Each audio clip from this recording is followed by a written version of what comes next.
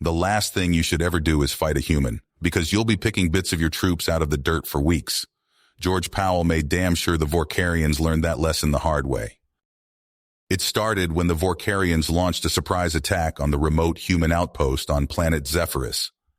The outpost's defenses quickly crumbled under the onslaught. Plasma blasts and razor shrapnel tore through armor and flesh. Soldiers screamed as searing energy bolts burned through their bodies. The stench of charred meat filled the air. Within minutes, most of the outpost garrison lay dead. George barely survived by playing possum under the corpses of his squad mates. He gritted his teeth, fighting back tears of rage as he heard the heavy tread of Vorkarian boots approaching. The blue-scaled alien raiders roughly hauled the survivors to their feet. Only a handful were left alive. Commander Uko, the Vorkarian leader, strutted arrogantly before the battered humans. His forked tongue flicked out, tasting their fear. "Pathetic humans," Uko snarled. "You are now slaves of the Vorkarian Empire. Obey or die." To punctuate his ultimatum, Uko leveled his plasma rifle at a wounded prisoner's face and pulled the trigger. The man's head vanished in flash of searing light, sending bits of skull and brain splattering. "No more resistance, you will submit," Uko roared. At that moment, George burst from the pile of bodies, a primal roar tearing from his throat. He snatched a rifle and opened fire, scything down the nearest guards. Blue blood sprayed as the aliens fell. George dashed into the ruins as the Vorkarians returned fire. Bullets kicked up puffs of dust at his heels.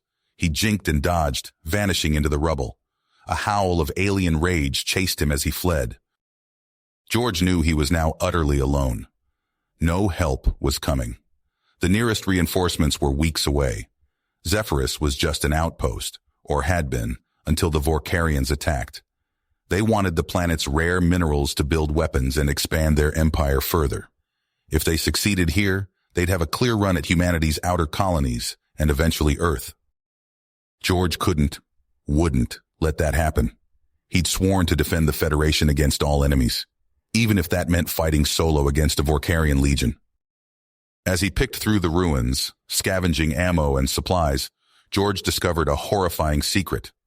The Vorkarians were building a doomsday weapon, a planet-cracking bomb that would shatter Zephyrus and kill millions across nearby star systems if detonated.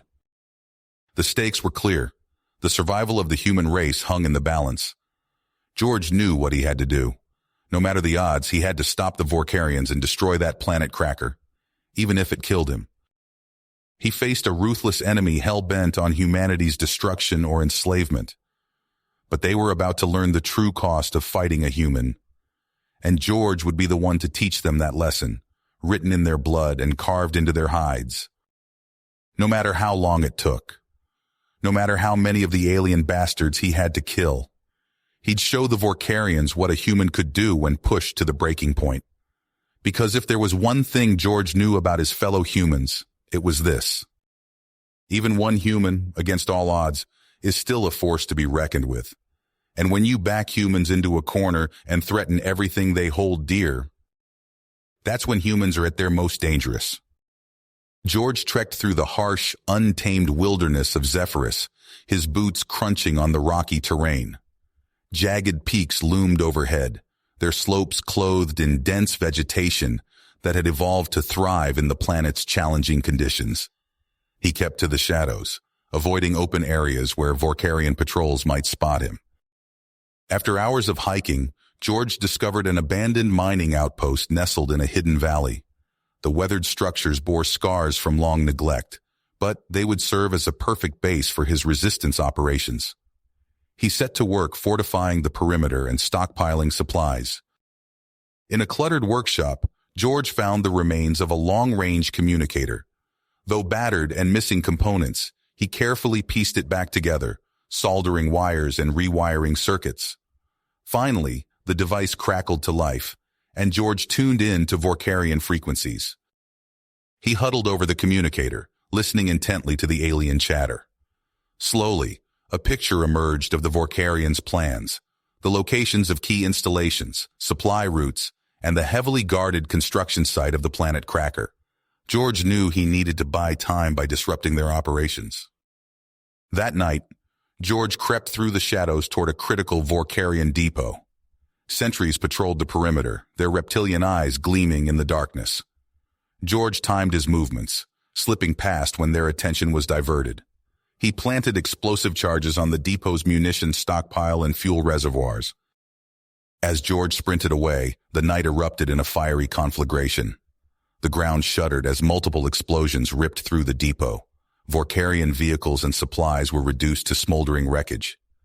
In his distant command ship, Uko hit his fist on the armrest, snarling orders to find and kill the saboteur. But George was already gone, melting into the wilderness.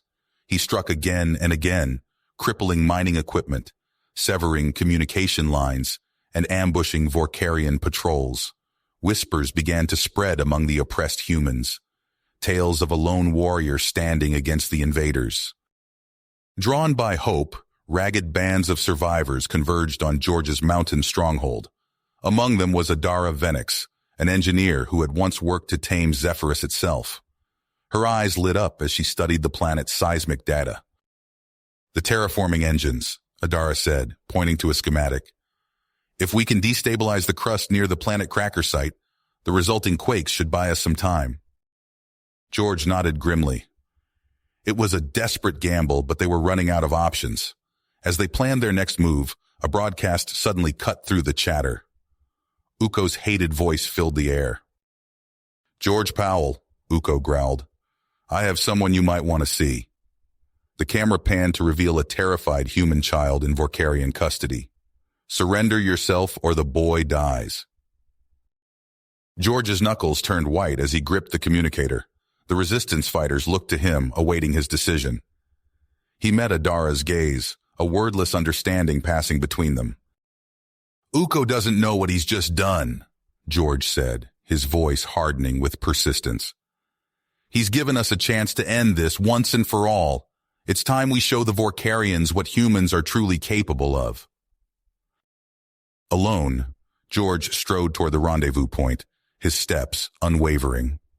Uko emerged from the shadows, the captive boy trembling beside him. Vorkarian soldiers fanned out, their weapons trained on George. "Drop your weapon, human," Uko spat. "You've lost." George let his rifle fall to the ground, but as Uko gloated, a fierce smile tugged at George's lips. Uko had fallen right into his trap. Suddenly, the night exploded with gunfire. Adara and the resistance fighters surged from their concealed positions, catching the Vorkarians in a devastating crossfire. George lunged forward, snatching the boy and shielding him as he rolled to cover. Uko roared with rage, firing wildly as he retreated. George returned fire, but the Vorkarian commander managed to escape in the chaos. The resistance had won this battle, but the war was nowhere near the end. As dawn broke over the mountains, George gathered his emboldened followers. The planet cracker loomed on the horizon, a dire reminder of the threat they still faced. "The Vorkarians think they can break us," George said, his voice ringing with defiance. "But they don't know our world like we do. They don't know the secrets sleeping beneath our feet." He looked to Adara, who nodded in understanding. It was time to turn Zephyrus itself into their greatest weapon. The resistance would forge a new kind of war, one waged in the deep places of the earth, and the Vorkarians would never see it coming. George smacked his fist down on the detonator. The cavern erupted in chaos. The ground heaved and shook as explosions tore through the underground complex. Massive chunks of rock crashed down from the ceiling. George lunged forward, tackling Adara to the ground as a boulder smashed into the spot where she'd been standing seconds before. "We need to move, now!" George shouted over the deafening roar. They scrambled to their feet and sprinted for the exit tunnel, the air filled with choking dust and the screech of twisting metal as the planet cracker's power core overloaded. A blinding flash of energy erupted behind them, vaporizing Uko and his guards in an instant. George and Adara raced through collapsing tunnels, dodging falling debris, cracks spiderwebbed across the walls and ceiling. "Left! Take the left fork," Adara yelled, gesturing wildly. They veered down the passage just as the tunnel behind them caved in completely. George's lungs burned as he pushed himself to run faster. He could feel the heat of the explosions nipping at his heels. Finally, they burst out of the mountain and into the open air. George grabbed Adara's arm and yanked her behind a boulder for cover. The ground shuddered one final time as the entire Planet Cracker facility imploded, swallowed up by Zephyrus itself. When the dust settled, George peered out from their shelter.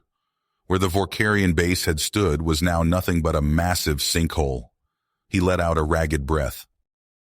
"We did it," he panted, "but at what cost?" All around them lay the broken bodies of their fallen comrades. Out of their team of 20, only 5 remained standing. George's heart clenched at the sight of so many lives lost. But there was no time to mourn. Not yet. Reports began flooding in from across the planet. The destruction of the Planet Cracker had thrown the Vorkarian forces into disarray. With their superweapon gone and their commander dead, many alien officers broke ranks and fled. George turned to the battered survivors of his team. "This is our chance. We need to strike while they're in chaos. Spread the word to all resistance cells. Launch everything we've got at the Vorkarians. It's time to take back our world." As the human offensive swept across Zephyrus, George led the charge against a Vorkarian command post.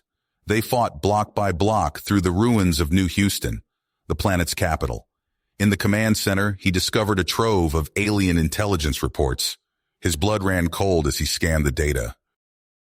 "Adara, we've got a problem," he called out. "The Vorkarians are calling in their fleet. They're going to glass the entire planet from orbit rather than let us win." Adara's face paled. "There has to be something we can do. What about the colony's orbital defense grid?" "Most of it was destroyed in the initial invasion," George said. "But if we could get what's left online, I might be able to hack into the system and fire the remaining weapons," Adara said. "But we'd need a massive power source to bring it all back online." George's mind raced. Then it clicked. The fusion reactors, from the early colonization days, they're still down in the polar regions, right? Adara nodded. "If we could reactivate them, it might be enough juice to power up the defense grid. But those reactors have been dormant for decades. We'd need a team of engineers to get them running again." "Then that's our next target," George said grimly. He gathered his assault team and laid out the plan. They'd hit the Vorkarian labor camps near the polar region, freeing the human prisoners and recruiting any engineers they found. The trek across Zephyrus's icy wastes was brutal. Howling winds tore at them as they slogged through waist-deep snow. Vorkarian patrols hounded them at every step. By the time they reached the first labor camp, George's team was exhausted and frost-bitten. But they had no choice. It was now or never. George led the assault himself, bursting through the camp's perimeter and cutting down the alien guards. As alarms blared, he shouted to the prisoners, "We're here to free you. Anyone with engineering experience, we need your help." A handful of haggard men and women stepped forward. George quickly outlined their mission as his team fended off Vorkarian reinforcements. They fought their way to the buried reactor complex, the engineers working feverishly to bring the ancient systems back online. George's fingers were numb on his rifle as he held off wave after wave of Vorkarian attackers. "How much longer?" he yelled over his shoulder. "Almost there," one of the engineers shouted back. "Reactors powering up, now!" The facility hummed to life around them. George felt the hairs on his arms stand up from the electrical charge in the air. "Adara now," he bellowed into his comm unit. Miles away in the command center, Adara's fingers flew across the controls. The defense grid crackled with energy as power flowed into its depleted systems. Warning klaxons blared. The Vorkarian fleet had entered orbit and opened fire. Searing beams of energy lanced down from the sky, carving molten furrows across Zephyrus's surface. "Bringing weapons online," Adara reported tensely. "Targeting systems active, but George, we don't have enough firepower to take out their whole fleet." George gritted his teeth. They'd come too far to fail now. His eyes fell on the pulsing core of the fusion reactor. A desperate plan formed in his mind. "What if we overload the reactor?" he asked. "Channel all that power into one massive blast?" There was a moment of stunned silence over the comm. Then Adara's voice came back, shaky but determined. It might work, but the feedback would likely destroy the entire defense grid. We'd only get one shot. Then we'd better make it count, George said grimly. He input the override codes, pushing the reactor far beyond its safety limits. Zephyrus itself seemed to tremble as George poured the planet's molten core into the defense grid. Adara's voice rang out, "Firing now!" A lance of blinding energy erupted from the planet's surface, punching through the atmosphere. It slammed into the lead Vorkarian ship, which crumpled and exploded. The blast continued onward, catching 2 more vessels in its path before dissipating. The remaining Vorkarian ships scattered in panic, fleeing back into deep space. On the planet's surface, the alien ground forces saw their orbital support vanish. Their morale collapsed. In the weeks that followed, the human resistance mopped up the last pockets of Vorkarian resistance. George stood atop a hill overlooking New Houston as the final alien ship fled Zephyrus's atmosphere. They had won. In a seemingly impossible way, they had liberated their world, but George knew the war was a long way to go. The Vorkarian Empire still threatened countless other worlds. He turned to the crowd of soldiers and civilians gathered around him. Among them, he saw hardened veterans, brilliant scientists, fearless explorers, the best humanity had to offer. Today, we've proven what humans can accomplish when we stand together, George said, his voice carrying across the throng. But there are still so many out there suffering under Vorkarian oppression. I say we take the fight to them. Who's with me? A thunderous cheer went up from the crowd. George nodded grimly. The real war was just beginning, but with the unbreakable spirit of humanity behind him, he knew they would prevail, despite the toll. George stood on the bridge of the UEF flagship, his eyes fixed on the swirling inferno consuming Kralin Prime. The viewing screen flickered as electromagnetic pulses from the radium meltdown disrupted ship systems. Acrid smoke filled his nostrils, remnants of electrical fires sparked by overloaded circuitry. "Sir, we're receiving distress calls from the surface," a young communications officer reported, her voice cracking. "Thousands of them." George's fists tight. He tasted blood where he'd bitten the inside of his cheek. "Maintain radio silence," he ordered. "We can't risk the Vorkarians intercepting our position."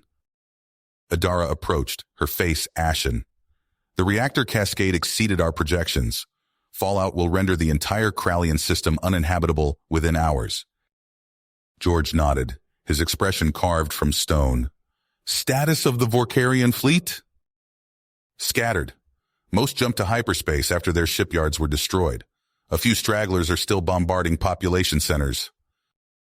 "Target those ships. Use everything we've got left." As coalition vessels unleashed their remaining firepower, George retreated to his quarters. He sank into his chair, hands trembling as the gravity of what he'd done crashed over him. A datapad on his desk displayed casualty estimates, billions dead or dying on Kralin's surface. A knock at the door jolted him from his thoughts. "Enter," he called out. Captain Dex strode in, mandibles clicking nervously. The Thraki warrior's carapace bore fresh plasma burns. "The Allied commanders request your presence for a strategic briefing."